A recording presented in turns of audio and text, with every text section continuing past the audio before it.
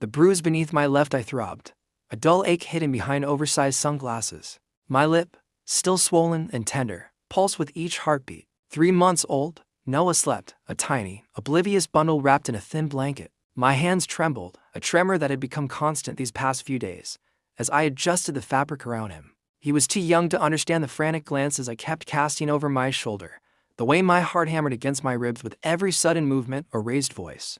The airport announcements, a cacophony of disembodied voices, blurred into an indistinguishable drone, a white noise against the roar of my own fear. I was running.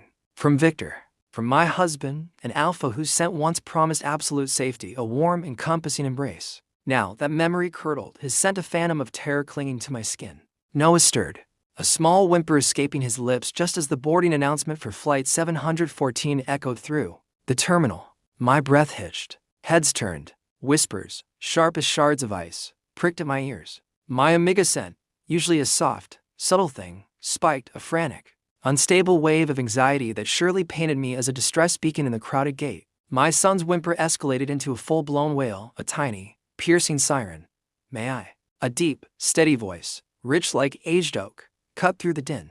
I looked up, my sunglasses sliding down my nose just enough to reveal a sliver of the world. Tall. Broad shoulders, a suit tailored with such precision it seemed a second skin over controlled strength. An alpha. My breath caught, a familiar fear rising. Dangerous. Yet his presence radiated a strange calm, a quiet authority that didn't demand but simply existed.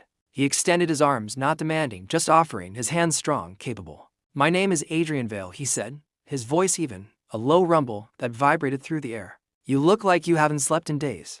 I hesitated, my gaze darting from his composed face to Noah, whose cries now tore at my chest. The judgment from the surrounding faces intensified, a silent chorus of disapproval for the disheveled amiga with the wailing infant. And then, for reasons I couldn't grasp, a desperate, raw instinct overriding all caution, I leaned forward, letting the stranger take my son. Adrian's movements were surprisingly gentle, a stark contrast to his imposing physique.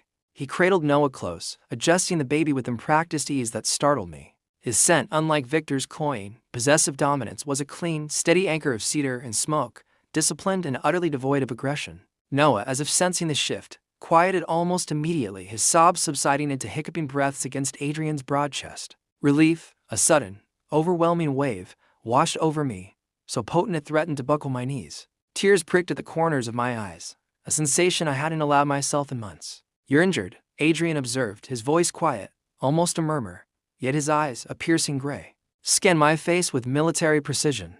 They missed nothing. Lingering on the purple bloom beneath my sunglasses, the slight puffiness of my lip, I flinched. My hand